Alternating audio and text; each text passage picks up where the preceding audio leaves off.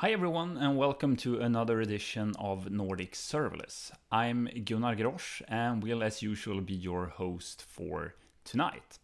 This time I've got a real treat for you. With 4 top vendors here to present on serverless observability.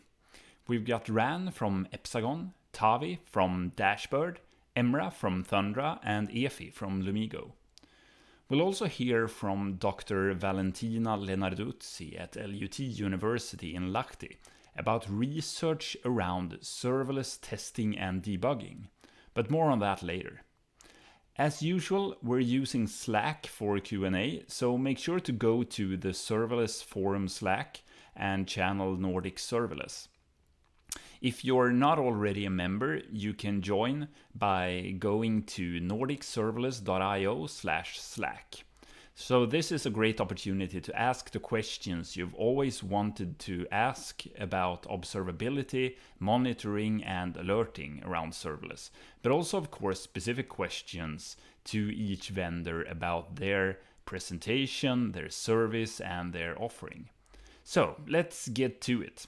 First, we need to decide who goes first. So let's spin the wheel. All right, first presentation is from Ran Ribbensaft of Epsagon. Remember to ask questions during the session in Slack. Enjoy. Hi everyone, thank you for joining. I really hope that you're all staying safe at home. Now, today we're going to speak about observability in serverless applications. How to build more, fix faster, and troubleshoot less.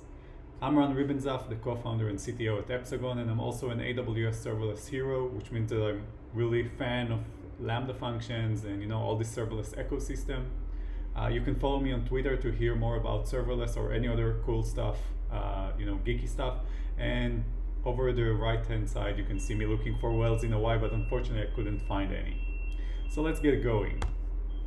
Today we'll discuss about 3 main topics, or actually 2 main topics, and one of them is more of an example. The first one is observability and best practices. The second one is distributed tracing as a crucial part of observability. And the last one will be a live demo, because we can't do this without a demo. Now, when we're thinking about software, we already understand that we made some changes. We started with a host-based monolithic applications, and then we broke down our application into more distributed ones, which created and introduced some complexity. But now, with cloud and serverless, everything becomes so managed. The host is abstracted. There is no more host for SNS or SQS or S3 or Lambda functions, and obviously not for third-party APIs. So our application's becoming more and more complex and hard to understand, which really impacts us, the engineers and the DevOps. Today, troubleshooting becomes much more pain because we have tons of logs in so many places and we need to correlate between them.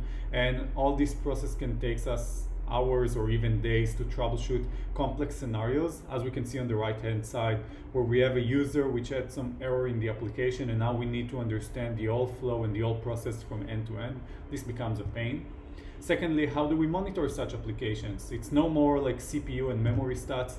Now it's about the connectivity, how the whole architecture looks like in production, and what impacts our performance for bottlenecks or any other issues. And also, when combining both, this also impacts our development, because if we're not doing it good in production, development iterations are becoming slower and slower, and that's not what we're looking for when we're doing serverless. When we're talking about observability, we're having 3 pillars in mind. One of them is the metrics, which we can aggregate, from multiple sources, multiple dimensions like CPU and memory and calls and stats and so on. We'll talk about it. Secondly, we're thinking about logging, because when we're having a problem, metrics are just, the symptom, and now we need to troubleshoot and understand exactly what happened. And the last, and I think the most crucial pillar of observability today is tracing, that helps us to correlate between the metrics and the logs and the different services. And I think the main problem today is that you have one different tool for every scope here, for every pillar. And it's not the best practice, because you're just finding yourself correlating between one service to another. So I think that having all of them under the same tool can really help engineering and ops teams leverage more. Now, before we dive into the distributed tracing part, let's speak about some best practices in monitoring and logging. So first of all, for monitoring, I think it's the most obvious that you want to have all monitoring under the same dashboard. You don't want to have part of your monitoring in tool A and the other part in tool B, and some here and some there. Also, make sure to define your own critical metrics to set up the thresholds, because when you wake up at 4 a.m. in the morning and you need to troubleshoot something, it better be a right damn thing to troubleshoot. Otherwise, just set thresholds, because it creates this kind of alert fatigue. Also, use some custom business metrics, like how many items were in the cart, or what's the duration of the user watched this episode, because this will help you troubleshoot and gain some more information, not only for the engineering team but for the overall team as well. And also make sure that once you're monitoring also your application metrics, not only the infrastructure ones. For example, like what's the average duration for HTTP calls that we're making? I would say even more percentiles, like P99 or even more than that. Also, what's the number of 500 or 400 errors that we're getting from our services? These are crucial metrics to look for. In terms of logging, so first thing, and this is very crucial in logging, don't just log random text. Log it in a JSON or a dictionary format with all the metadata. For example, what's the service name or the function name? Which stage am I running at? What kind of event am I handling at? All these things are important for you to be able to then, when you're looking at the log, you'll be able to understand exactly the context and the metadata that you're looking at. Also, try to automate as much as possible the process of logging. Capture all the metadata in an automated way. Do things as a middleware before and after each and every call that you're making, because logging is a manual work, and the more manual work that you have means that you're not working on the important things. And also, same as monitoring, try to centralize all of the logins into a single place that will give you the ability to search and aggregate and analyze and alert, and also index the right fields that you're interested in, so you'll be able to plot interesting charts for your business. With that best practices, something is still very much missing over here. How do I correlate between metrics and logs? They're still on the different tools, and now when I'm having a problem in metrics, how do I know which logs am I supposed to look at in order to troubleshoot it? Also, how do I correlate between different services, different functions, or different resources? Because each component takes care for it individually, but I need to see the overall picture from end to end. That's exactly where distributed tracing comes to help us. Distributed tracing honestly just tells a story of how an event or a request moving in our system. As we can see on the right hand side, a client talks to a load balancer, calls off service, billing service, some other resources. We want to be able to visualize it in that way, not just in logs, because logs are hard to read. In order to do distributed tracing, we need to do two parts. The first part is to generate the traces, and the second part is to ingest it and have a client to visualize it and do something with it. So most of the tools can be used as an open source, part of the CNCF, the Cloud Native Computing Foundation. Two relevant ones for generating traces are Open Tracing and Open Telemetry. And for ingestion in the client, we got Jaeger, which are as part of the CNCF, and Zipkin, which is not. We're going to talk about Open Tracing and Jaeger now. In order to generate traces, we need first to instrument every call. It means that every time that I'm calling to AWS SDK, to HTTP calls, to PostgreSDB, or every time I'm having an incoming request to my Flask or Express or Spring, I need to be able to capture the information in an automated way. That's called instrumentation. Now, when I'm having a way to capture it, I need to create a span, and this is from the terminology of open tracing. I need to create a span which tells me you have this operation on this resource for this amount of time. I need to add some context to that span that will tell me what exactly am I doing. For example, if I'm calling to an HTTP resource, what's the URL that I'm calling to? What's in the payload or the status code that I'm getting in response? And also, in order to actually do distributed tracing, I need to inject and extract IDs in relevant calls. It means that if I'm calling to an HTTP resource, which apparently is API gateway, which triggers another Lambda function, I need to inject some correlation ID and extract it on the other hand. This is a lot of work, and just as a quick example in Python, I know that it's hard to read, I know that it's long, but this is the most basic example how to trace incoming HTTP request, and it's a lot of work to do manually. Many people think that, oh, open source, it's very easy, I'm gonna just plug it in and it's gonna work. But no, this is just a framework that allows you to train yourself and start coding tracing. Now we need to take care for the part of shipping the tracing somewhere and ingest them and visualize them and do something with them. So now we need an ingestion system according to our scale. Is it millions of requests a month or billions or tens of billions? This is something that we need to bear in mind. We also need to index the context and the tags that we're adding to each and every text because we want to filter by that and search and analyze and aggregate this information. We also need to visualize trace somehow, either in a timeline or waterfall chart or in a graph view. We want to set up alerts when something bad happens, and there are lots of more things that we can ask for. Today, Jaeger offers the most basic things of ingesting. Obviously, you take care for the scaling and visualizing timeline, which is great, but I don't think it's enough.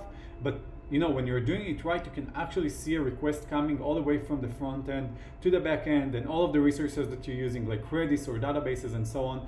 This is much more helpful than logs already.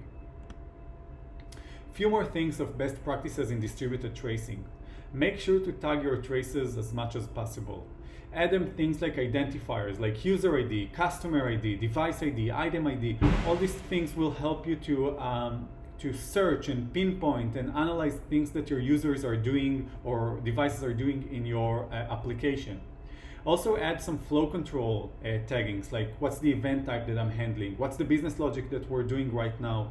This, for example, will be able to plot to you like a chart of how many times am I doing this kind of events and how long on average does this take.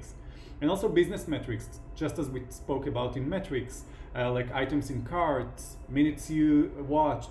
These things will help you to further investigate what's going on and again, analyze things that are happening in your application. Also, I think it's worth mentioning that if you're already putting some context, why not put all of the context? Put all of your payload into the trace itself. For example, let's put the HTTP headers or body into the context. That way we don't need to manually tag IDs or anything else. And also when we will troubleshoot, we'll see exactly what happened. Or maybe the query or the query from a NoSQL or SQL database. This will help me understand which kind of query is taking so slow or what kind of key in the DynamoDB is taking the most of time. Or maybe the response payload from an HTTP call that I'm making to my Stripe service, because that's helped me to investigate much faster. And also tracing can act as a glue.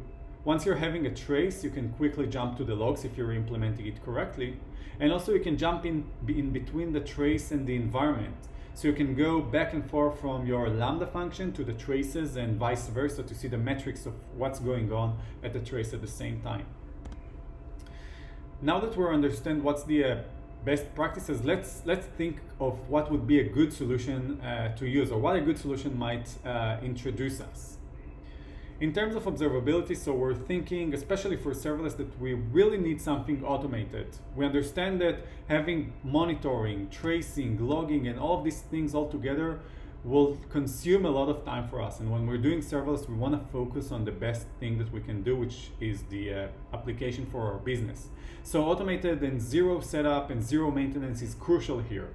Also, we want something to support all of our environments. For example, Lambda function, AppSync APIs, Fargate, which is also a serverless kind of thing, and also a managed Kubernetes cluster. We want to have all of them under the same dashboard.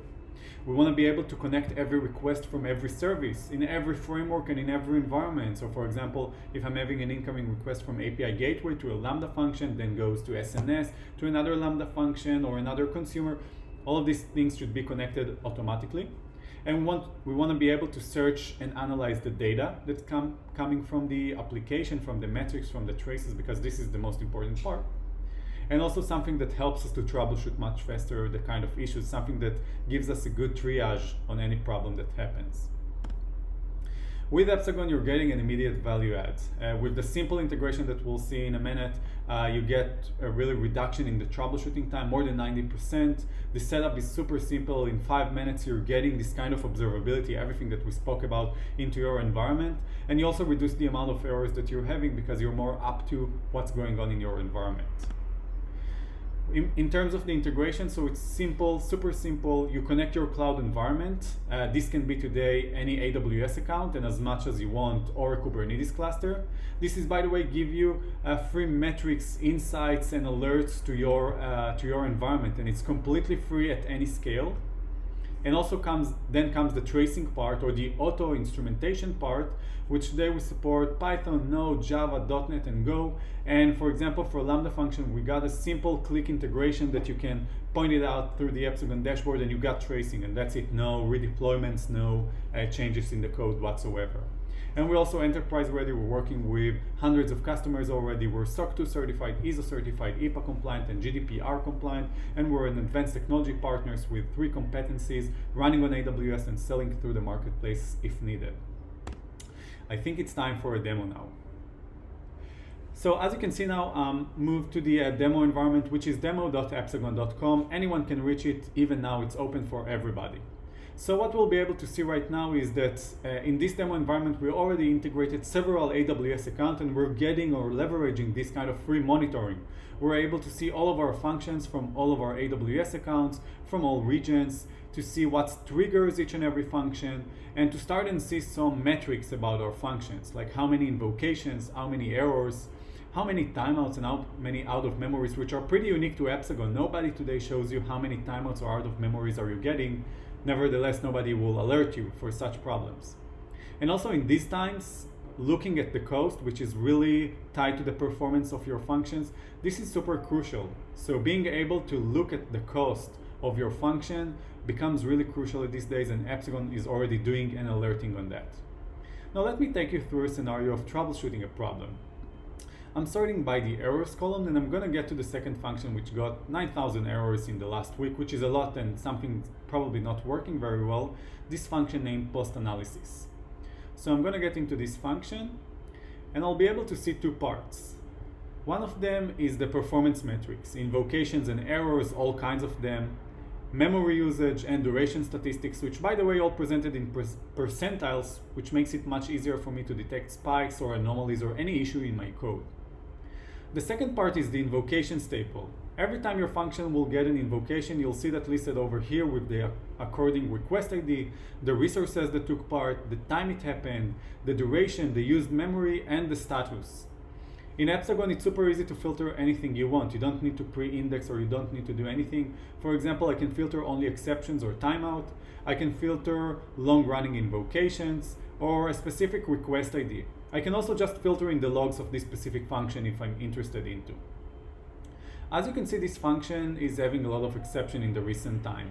So I'm gonna look at the CloudWatch logs of this specific invocation, and with Epsagon it's pretty simple.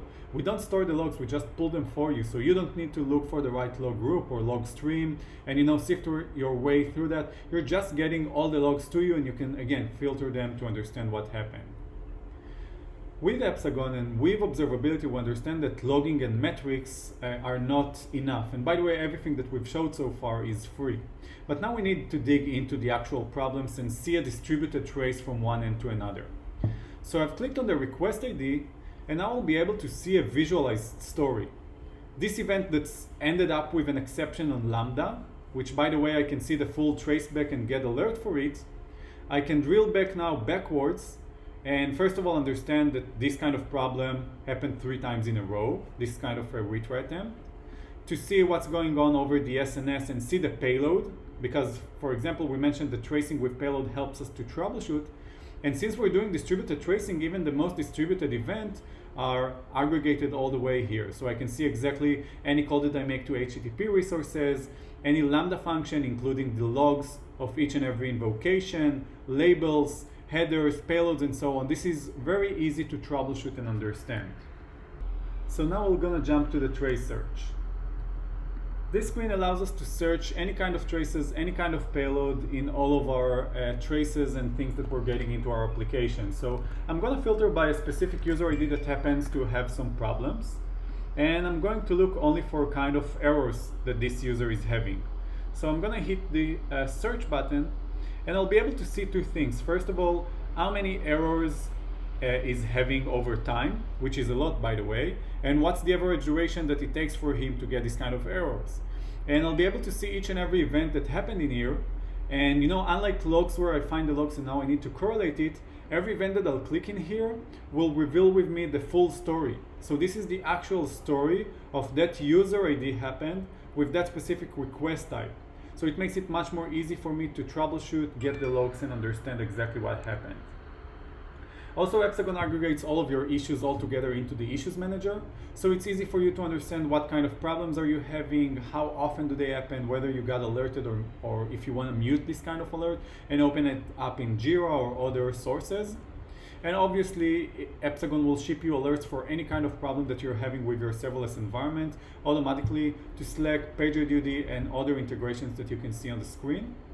And just to finalize with, nothing is complete with being able to visualize complex applications. So here we got some sample applications. I'm going to go back to the blog site that we just saw before, and being able to visualize it from end to end and understand all of the components, all of the resources that we're having, what's communicating with one another, and what's the performance of each and every resource, it's crucial. So even if we're interested in drilling down to a specific Lambda function, we can easily understand and break down the performance of it, so understand how long things takes from end to end, and where do we spend most of our time in this kind of metrics out there. For example, the amount of calls and errors, the average duration breakdown to understand what takes the most out of this Lambda. So that really covers most of Epsagon out here. And let's just finish with some summary. So we understand that modern application, especially the serverless one, requires more than just basic monitoring, and distributed tracing becomes really the most crucial part in such environments. And I think as a good recommendation for you guys, try to not implement your own solutions. You don't want to focus on it, especially if you pick the serverless way to do so. And just for you, if you want to start now, we're having some extra benefits to all attendees that are going to sign up today. You can see the link over here. Just reference yourself as Serverless Nordics, and we support all kinds of environments for you. Thank you very much. That was Ran Ribbensaft from Epsagon. I hope you enjoyed it.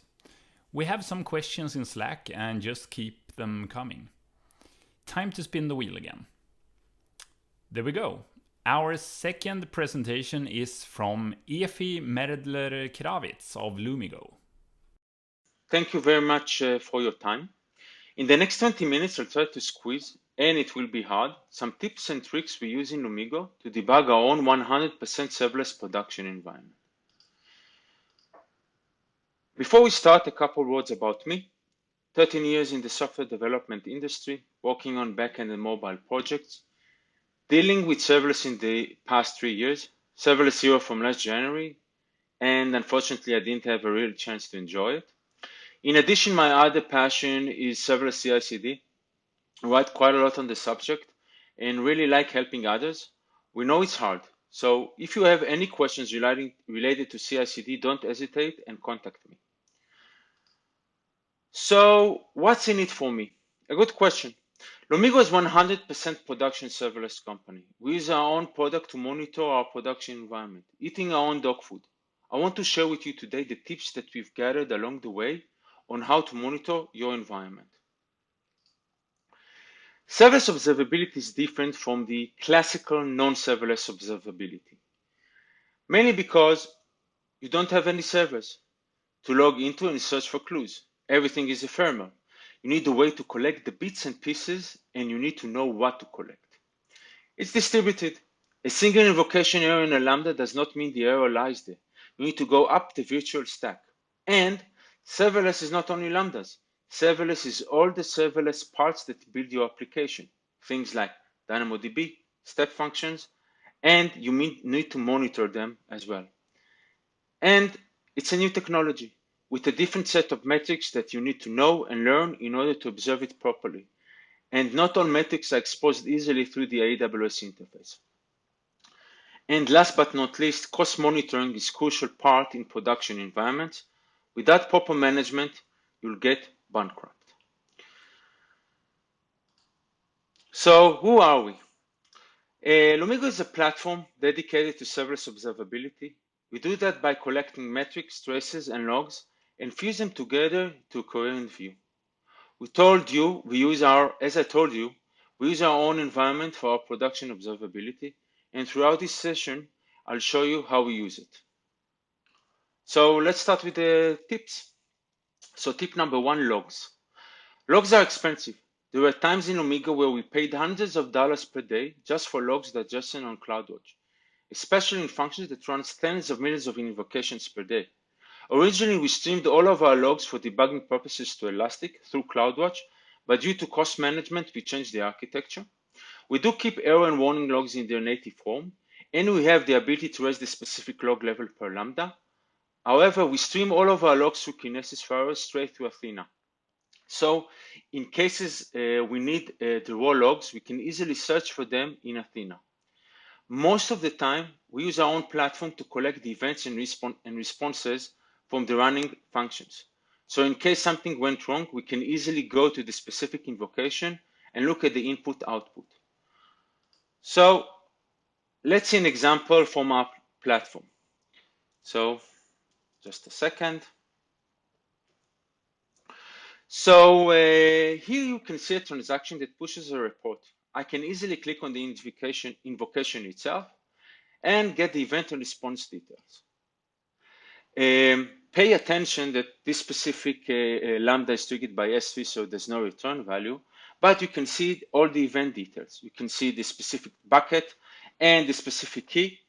Here, because the key is confidential, we are scrubbing the data, but depending on your environment and your configuration, you can show everything.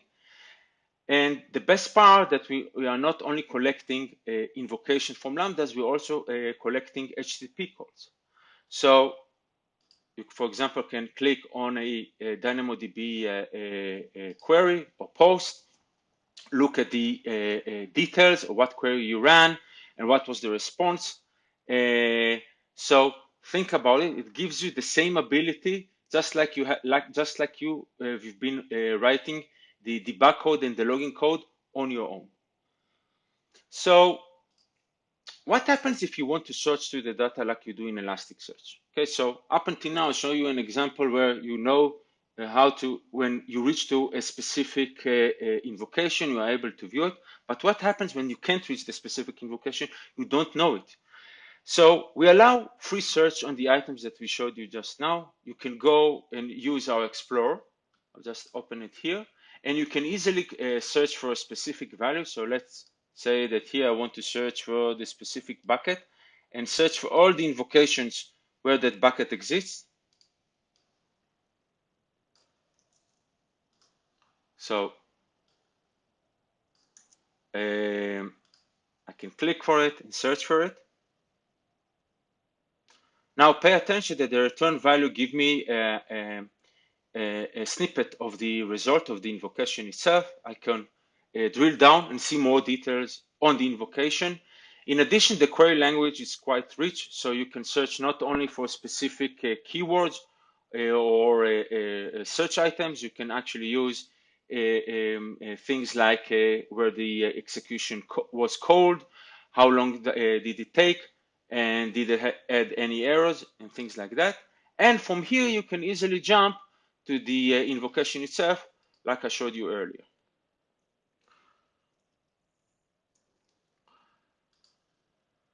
So we have a set of various environments that support the production. All of our developers have their own environment to test their code on a real environment. Because we are serverless, there are no upkeep costs. It was imperative for us to allow our developers, while writing the code, to also understand what's going on behind the scenes when something fails. So if developers can't test the code on a real environment, they will never know if it really works in production. So all of our developers signed up and created a personal project through our platform. Creating a new project is very easy and can be done in a click of a button. The developer just install an IAM role and select which functions they want to trace, and that's it. Our system is near real time, so it's very easy to run something and see it immediately, and that's when we use it during development. So let's see a demo Lambda that I've created. So Here's a demo Lambda called Hello Python. It's created from the boilerplate that the AWS Lambda console provides. So it just prints a couple of things to the console, and in the end, it raises an exception. So let's try to run it. By the way, it's traced by our tracer, automatically traced. So I didn't have to add any code or change anything. Excellent. So let's go to our environment. So specifically in my test environment, this is the only function that failed, so I can click on it and go to the actual failure. And as you can see, the failure appears quite immediately, so I can easily go to the invocation itself and debug it and start understanding what went wrong while writing my code. The neat part here is that it also pulls all the logs that were written in CloudWatch, so you have everything in a nice compact place. And again, you can get all the tips and tricks that the platform gives you. So you can see the specific error, and you can see the stack trace and things like that. Again, without writing a single line of code. It's very fast and very easy, and we use it quite a lot.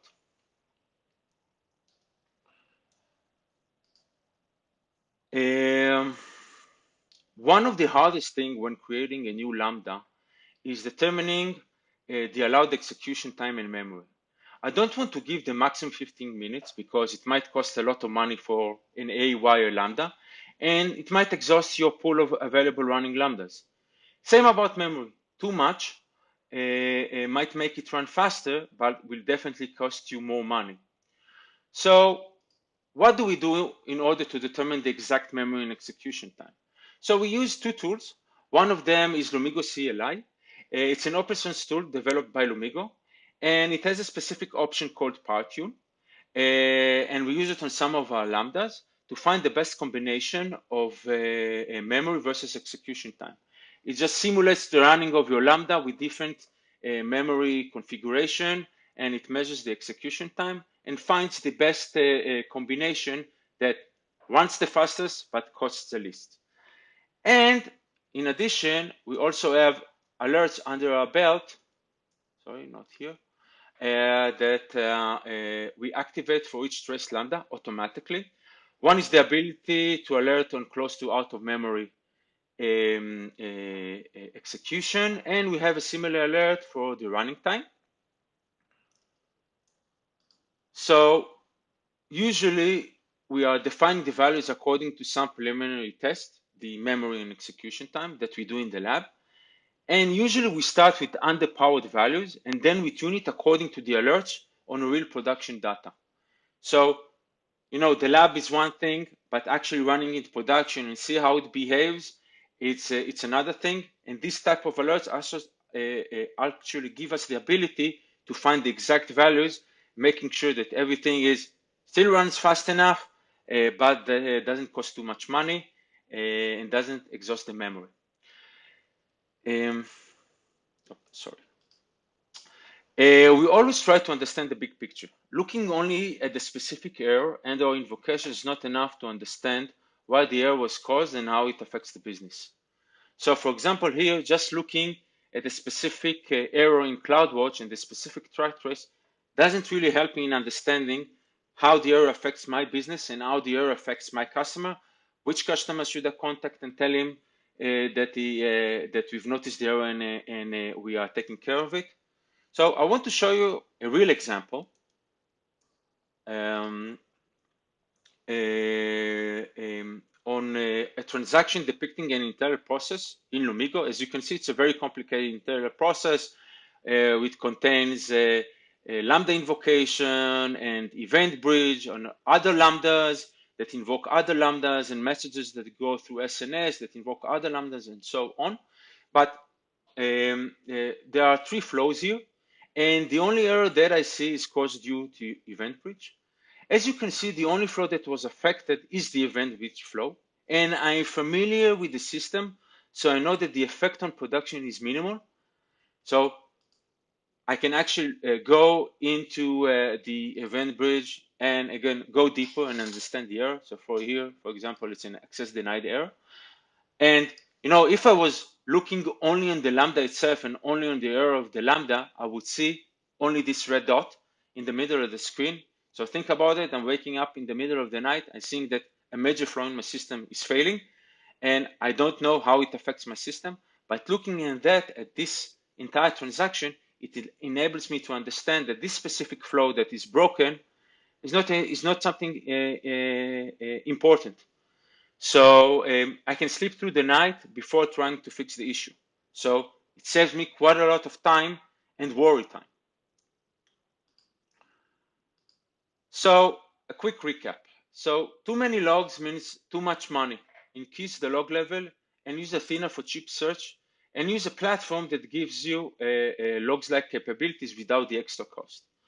Allow your developers to easily debug their code while developing, and debug the code on a real production environment. Remember, if you haven't run your code on a real AWS environment before releasing it to production, you haven't tested it. Fine-tune your Lambda's memory and running time with a combination of PowerTune and Lambda-specific alerts, and try to understand the big picture to assess priority.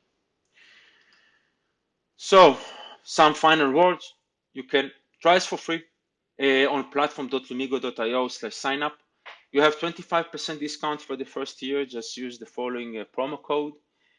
Read our blogs on serverless, write quite a lot, lumigo.io/blog, and we love to hear your feedback. Contact us, try us, just send us email or contact us to Intercom. We love to talk. With you. That's it. Thank you. And any more questions? Thanks to Efi Medler-Kravitz from Lumigo. Keep asking questions in Slack. Wheel time again. All right, the third presentation is from Tavi Rihimägi of Dashboard. Hey everybody, my name is Tavi and I am the co-founder of Dashboard.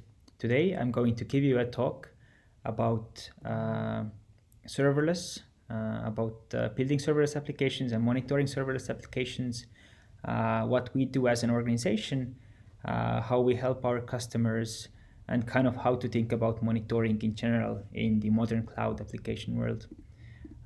So a quick intro into Dashboard. Dashboard is an organization that helps engineers to succeed with operating serverless applications at scale and modern cloud applications in big cloud providers. Today, we have over 7,000 AWS accounts connected to our platform, and we monitor over 600,000 AWS Lambda functions and a lot more resources like DynamoDB tables, API gateways, SQS queues, ECS clusters, and such. So that's us. The agenda. Exploring the challenges of high-scale serverless environment will be the first topic. So kind of let's look at what the challenges can be, how to identify them, and why serverless environments are so hard to monitor. Then we're going to talk about how to tackle the operations and monitoring work for those environments. So what can you do to keep your system stable, secure, and working as well as possible. So the first step, let's look at the challenges. I'm going to give you a really simple example of an architecture or a really simple implementation. Let's imagine an endpoint that is an API gateway that is forwarding its payload to a Lambda function, and that Lambda function asks database credentials from a KMS service and then does that request to RDS database and then gets some sort of a reply and then responds to API gateway. So that's a really, really simple, like a basic serverless system that you might do at some point or have already done. I'm sure a lot of you have done way more complex stuff than that. But let's put that under some stress and see what can actually break, and also what can break when you change your Lambda function code, for example. So each of those services have some sort of a limit somewhere. Your KMS service has an API limit. Your database has a connection limit and can start producing slow queries when it's under too much load. Your Lambda function has concurrency limits, but also you can do a code mistake, or you can have a timeout or a configuration failure in the code. So a lot of different things can go wrong there. And yeah, basically all of those resources have different failure points. But if you even zoom out and look at the big picture, modern cloud environments consists of a lot of different managed services. And the thing with managed services, and excluding Lambda functions here, but they don't have any code access to, or the developer don't have any code access. You only have an abstract control panel, which means that you can basically in the UI click a few buttons, or you can do something in CloudFormation, which doesn't really give you something that reports back to you the way you want it to. On top of that, they reduce tons of data, different logs, metrics, and traces, which is really hard to keep track of. And if they should fail, the fails are specific for that specific service and require know-how to identify them and to fix them. So let's say if you're configuring an API gateway endpoint, you might have wrong configuration that results that endpoint to fail. But also you can have timeouts or throughput errors, or your queues can fill up. So a lot of different things can happen all across your cloud architecture. And it's sometimes really large scaled. So you can have hundreds of thousands of invocations, of executions, of different resources. So a lot of kind of a needle in a haystack kind of situation. The other kind of thing to think about is that they're highly distributed. So before you had a couple of containers or servers, now you have hundreds of resources or even thousands. And that produces obviously a lot more to pay attention to, but also an exponential growth in different failure scenarios and different kind of problems that you might experience down the line. And you have to look out for those as well. And the architecture is really dynamic.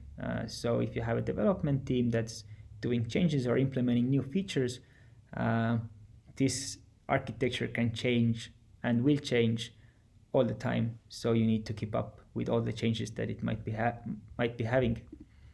Now let's look at the operating and monitoring part. So what are the main challenges that we see our users having basically all the time?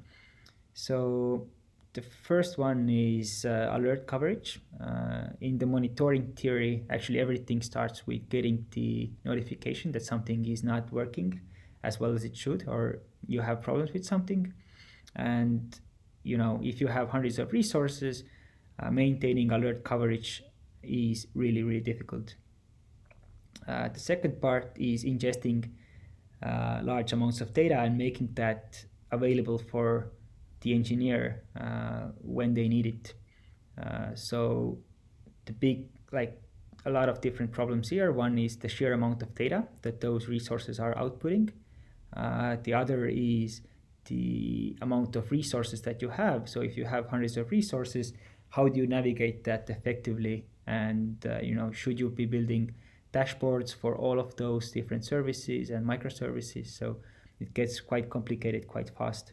Kind of the third thing to look out for, and like a big challenge, is non-binary or kind of opinionated failures. So imagine an SQS queue growing. It's not really a failure, just your performance is degrading, or something is maybe going to happen down the line. But there's a lot of different failures with databases and different services that are non-binary but still should be looked out for. And kind of the last thing or the last challenge is just maintaining security and compliance practices and keeping your architecture in a good shape overall.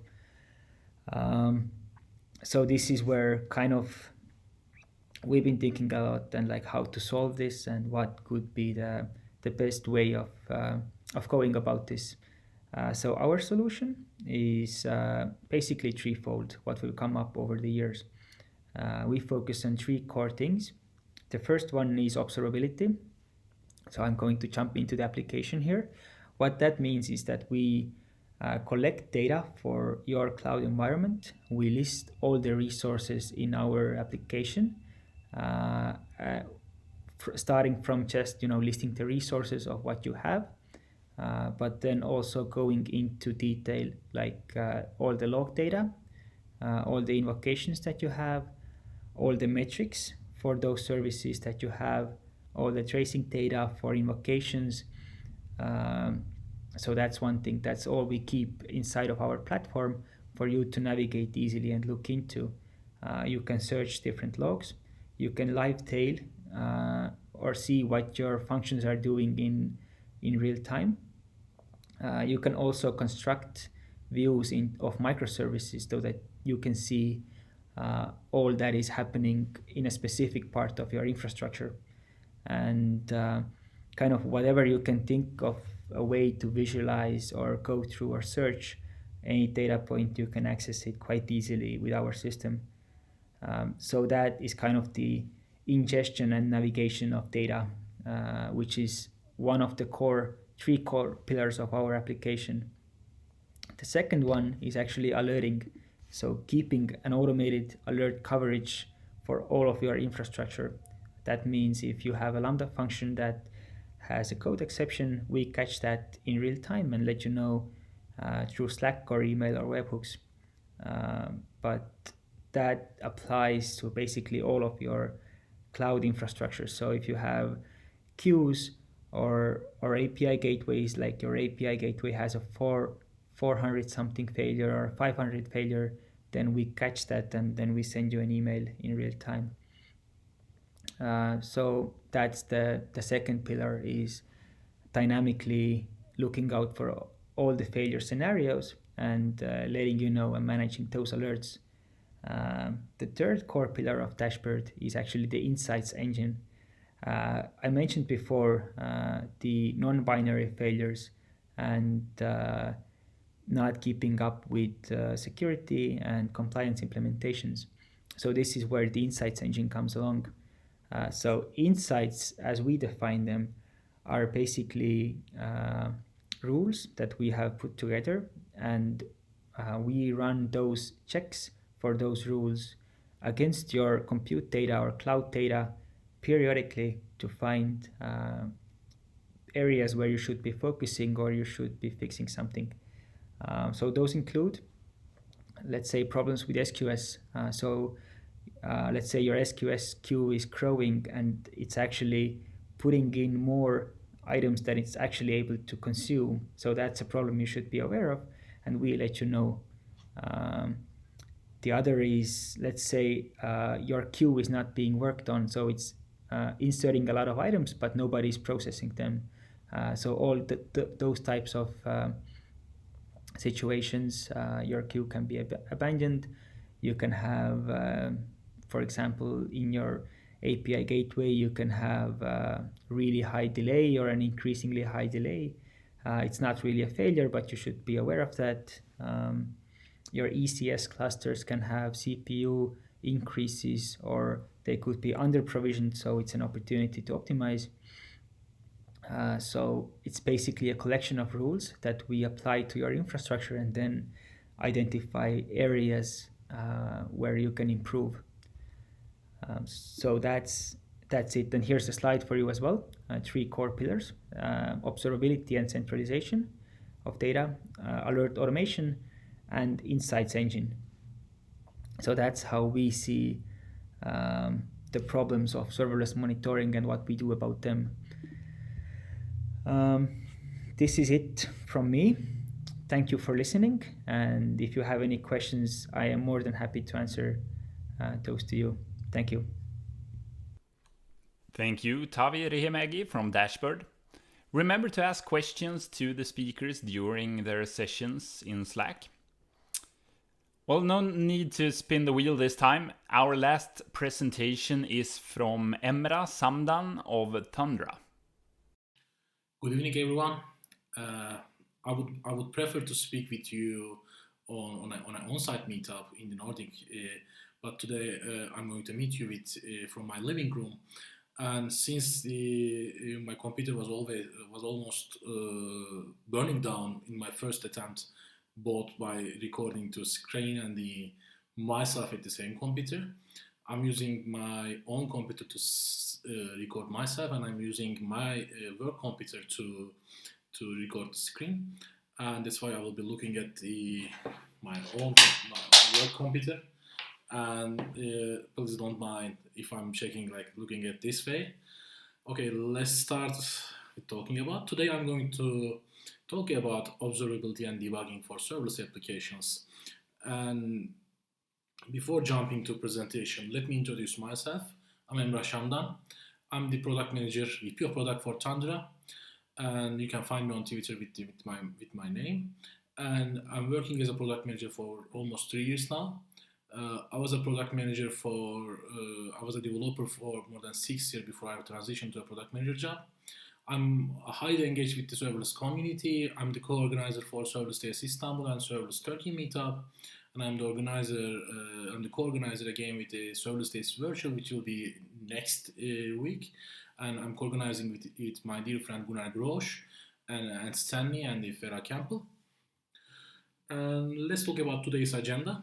Today we are going to talk to you about Thundra's story, which is kind of interesting.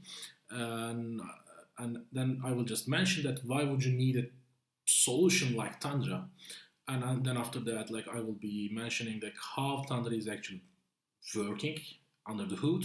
And I will present our approach to serverless observability by walking into a demo.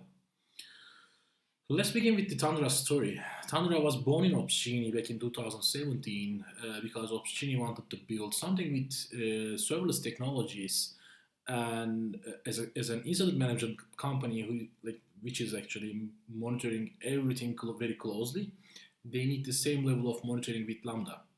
But they look at the market, but they couldn't see a solution which will be in the same quality that they used to be. And our CTO, Serkan, built a instrumentation library for Java Lambda applications just to check what's happening in the Lambda functions. And since that day, Epsagon is using Thundra, and we are accustomed to the process millions of events, and sometimes it goes into even billion per day. And in 2018. We had to say bye to our mother company, Epsagon, because it got acquired by Atlassian. And before it's getting acquired by Atlassian, they actually decided to build Thundra as a standalone product, and they hired me as a product manager for that. Before the acquisition, we brought support for Node.js and Python, and we started to be just building a nice UI for that. And after the acquisition is finished, we spun out of a new company. And last year, 2019, was kind of the year of growth for us. We speak hundreds of customers and serverless users. You might be one of them because I spoke really, really many people. We added tons of features, I will talk about in a minute. And we achieved the DevOps competency with AWS. And this year, we extended our offering to not only for observability, but also for debugging and also security. And we also extended our offering to non-serverless components containerized applications. But I will keep the focus on serverless and observability, and I will just mention debugging a bit in this presentation. So let's talk about why actually would you need a solution while there is CloudWatch and X-Ray? Why would you need a third-party tool like us and our competitors? And it all just starts with this funny story that when you start with serverless first, you start with as a Charmander, and you start with you just put a function behind the API gateway, and this function gets triggered by API gateway and writes the results to a data store, which can be NoSQL or SQL. And after a while, you turn out to be a Charmeleon, which is a event-driven architecture in which the several Lambda functions are working together. And after a while, you have several event-driven architectures which are actually communicating between each other, and you have a very complicated event-driven asynchronous architecture composed of Lambda functions, managed service, unmanaged services, and so on. And understanding such an architecture using CloudWatch and X-Ray might be problematic. Since you don't have the access, the underlying infrastructure, all you have is the logs and the metrics provided by CloudWatch and the traces provided by X-Ray, but they have all limitations. And just checking up the one function is not enough. Remember the Charizard thing. And in this view, there are like many other third parties that can't be actually traced by X-Ray. And also like you should ask yourself that how would I understand when I have like a complicated architecture? If you want to build your own, it's like you can group the logs according to functions and invocations. This will be considerably easier. But when you want to implement your own way of tracing, you need to just add the correlation IDs to the traces and just aggregate them at the background. And this will actually take a lot of time. And if you want to build something like local tracing, as Thundra do, just to see what happened in the application line by line, post-production debugging, it's also another problem. And just think about like building it and maintaining it. And for this reason, we say that like use it as a service solution like ours, which works automatically, which doesn't require you to instrument every single thing, which works automatically, but gives you a room to let you embed your own instrumentation and your own tagging mechanism. So we are approaching the serverless problem as an application health problem. It's not about just observability. We are looking at from a more holistic way of like we believe that like there is this application health should be sustained in the serverless applications, and the pillars of it is observability, debugging, and security and compliance. And observability, as you know, like has already its own pillars. And as I said, like we are providing observability solution, which is kind of like very complete. And I can accept that our security solution is still under construction. And debugging, we also solve this problem with like our debugging and chaos engineering solutions. These are kind of some basic feature functionalities that we are providing. For example, you can do anomaly detection and automated actions. You can look at the dashboards and reporting, which can also be customized, and you can use the tagging mechanism and debugging, and using that, you will have like a nice view of understanding of your architecture. So I think it's time to actually try to understand how does Thundra work at the background. So Thundra has two ways of integrating itself to your application stack. Let's think about this is your application stack.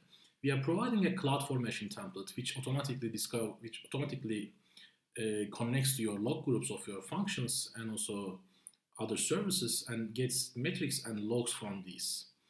And if you don't want to just use this CloudFormation template, if you don't want to give access to all the logs of your functions, you may skip this step and use the automated instrumentation. Automated instrumentation mainly aims to gather the tracing, but if it's not used, if the CloudWatch integration is not used, it also gathers the metrics and logs. And automated instrumentation works in a way that you add our Lambda layer to your serverless functions, and you are just adding the API key to your functions, and you will be actually instrumenting your applications automatically. You don't need to change any code. You don't need to add anything to your application. You are not polluting your code, but at the same time, you are gaining a very good visibility. And adding this Lambda layer, as you may guess, is possible by CloudFormation. It's possible by AWS SIM, Serverless, and Terraform, and other solutions. And after that, when you receive all this data when you forward all this data to Thundra, we are just like putting it at our ground, and we are providing real-time analytics that can be used to have anomaly detection. We are providing real-time debugging facilities, and we are providing AI-driven recommendations, and you can set up alerts on top of this visibility, and you can forward the alerts with the popular incident management platforms like PagerDuty, OpsGenie, or VictorOps, or to Slack, and to email and Amazon Event Bridge, which is kind of my favorite one in the recent days. And we are also providing a application level firewall which controls your outbound traffic. But let's skip this for the sake of observability for this meeting. So this is how we see the observability problem in serverless. So we since we are also using serverless in our application, we see that there are some data models or just the measurements of code in a serverless architecture.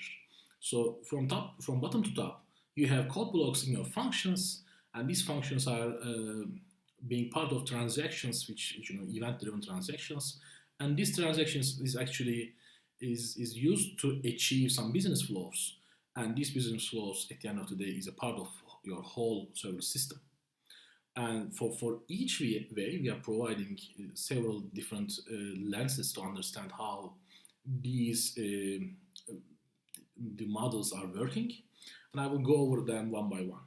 Just for that purpose, I will use a demo application, our serverless block site application that we are using in our blogs and workshops. And in this blog post, you can see that you can just add a block.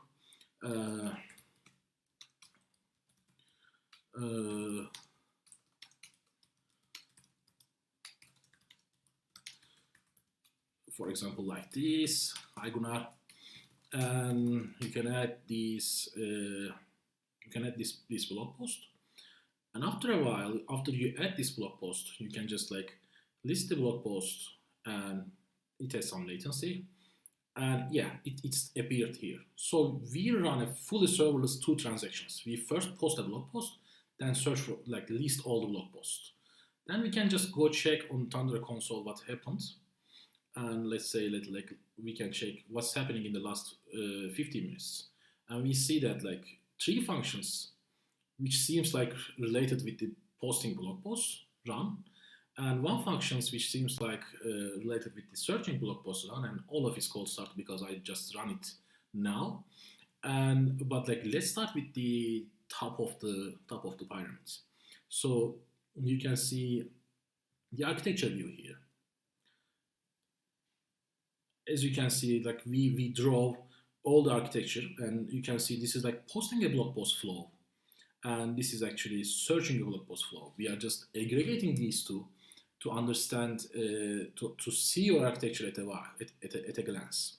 And this diagram is actually color coded, so which means that when you see an anomaly here, you will see some edges or nodes colored as red, and when you click on these, you will see what's going wrong. For example, by click on this link, you will understand what's going wrong or nice between this blog post application and the SQS. And you can see the trend line analysis of this interaction, and you can see every single interactions that's happening here. And you see the interaction took 100 milliseconds, and the whole application took just a bit more than this. And let's turn back to the business flows. For that, Thundra provides unique traces facility, which actually shows you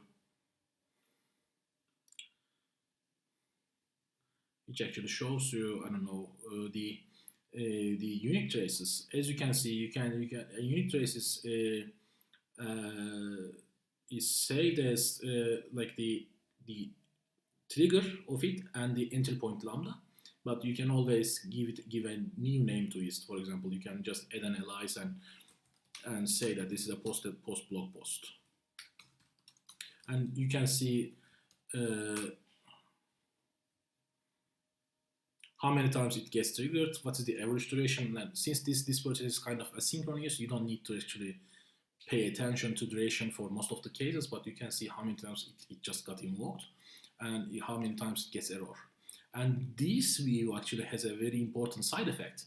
So because many of our customers are saying that if your function is behaving in a way that you don't expect, you see a unique trace here, which actually shows you an unexpected trace that your function is saying, then you are not aware of. And some of our customers discovered some security flaws in their applications just using this screen. They saw, hey, I was not expecting such a trace, and it turned out that like their functions are doing something that they don't expect to do, and this works in a way. So let's look at the transactions. So now we know that like this is a blog post unit trace. See like how many what are the like transactions in it, and you can just go to the trace list and you can see when was the transaction happened, and just click on it to see the transaction. This gives you distributed tracing view of all your architecture. In this way, you can see that API gateway triggers this Lambda function. It just writes something to SQS, and after that, SQS writes something to like triggers another function, and this function writes this blog post to Dynamo, and Dynamo triggers another function, and writes the blog post to Elasticsearch. And this shows you like how long a function took, what are the how long a SQS took to trigger this function. It took like more than 1 second, for example. Since this is asynchronous, this is not very important, but you can still see that. And you can see the payload coming or going out from non-serverless resources. So you can see how SQS triggered the function, and you can see what was the inbound message coming to SQS. And after that, when you click on a Lambda resource here, you can see Lambda took that much of time, and you can actually instrument your methods instead of just showing CloudWatch logs. We are actually instrumenting the method itself and showing you what happened in the application. This is kind of very important and very useful. When you click on this method, actually you see the whole application code here, and you can even see the blog post object and look at like what actually happened here. And after that, you can navigate step through your application just as you could do normally. So for example, here that you can see what was the username, what was the string and the post and everything, and using that you can understand the issues.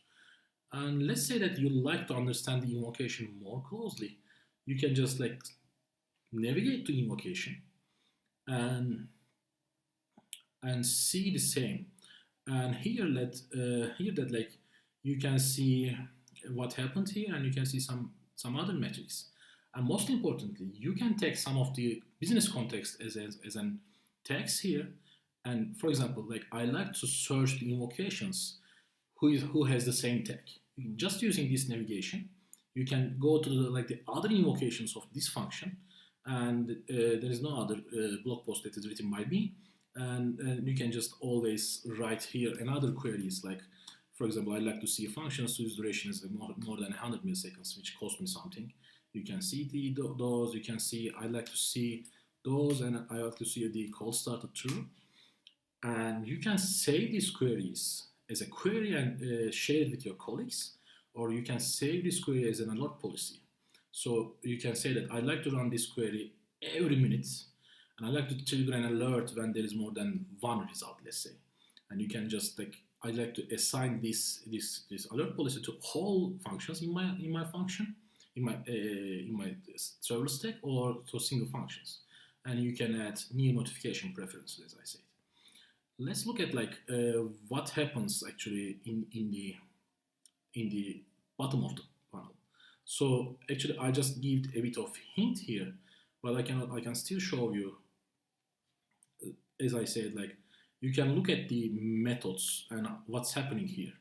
This is what we call offline debugging. You know, like this is why we are calling this offline, because like we are now checking an invocation that just happened an hour ago, and this like it already finished, but you can just have a retrospect and understand what's happening there. And if you want to do online debugging, I will show you now. You need to go to switch to VS Code or VS Code application. You can start Thundra's online debugger here, and it just sets up a secure bridge between Lambda function and your VS Code. And here that it's just waiting for Lambda function to trigger. And I just made a connection with the delete blog post. And when you delete a blog post, it actually makes the process pending, and starts the debug here. And we hit the debug breakpoint, and you can see the all the stuff here, and you can just like debug it line by line. You can see blog post IDs arrived here, and you can understand what happened here, and you can debug your functions as usual. I'd like to conclude the presentation for a quote from our customers. Franz Olibel from Conductor Tech says, they wouldn't be so committed to serverless if they didn't get the confidence that they got from us. Thank you everyone for joining that, and thank you that you listened to me. That was Emra Samdam from Thundra and our last vendor presentation. As I mentioned earlier, Dr. Valentina Lenarduzzi from LUT University in Lahti is doing research around serverless testing and debugging, and they have a survey for us. Hi everyone, I am Valentina Lenarduzzi from Lappeenranta University in Finland. Together with my colleague Annibale Panichella from Technical University of Delft in the Netherlands, we are investigating debugging and testing practices in serverless applications. Our goal is basically to understand how serverless applications are tested and debugged. And in particular, we would like to know which are the actual good and bad practices and the open issues. Moreover, we are interested in understanding which kind of tool support is still missing. In order to achieve our goal, we need your help, so we are here to ask you to kindly fill in our questionnaire, where we ask you to describe how you are testing and debugging your serverless applications. Moreover, if you are interested in the results of your colleague, please remember to report also your email address at the end of the questionnaire. The results will be completely anonymized, and no private information will be disclosed in accordance with the GDPR. Thank you very much for your help, and bye-bye. Thanks to Valentina. Here's the link to the survey and a QR code to make it easier. Please help them by taking the survey. There is no meetup next week, but there is the also exciting Serverless Days virtual. Join us at 6 p.m. CET on April 29th for an awesome event featuring 6 speakers on serverless. Our next meetup is on May 5th, and I'm really happy to announce that it is my friend and fellow AWS hero Alex Debris that will join us with his talk, More Than a Key Value Store, Getting the Most Out of DynamoDB. This is a meetup you don't want to miss. And with that, I thank you. Thanks to our speakers, Ran, Efi, Tavi, and Emra. Thanks for all of your questions and for attending. See you next time.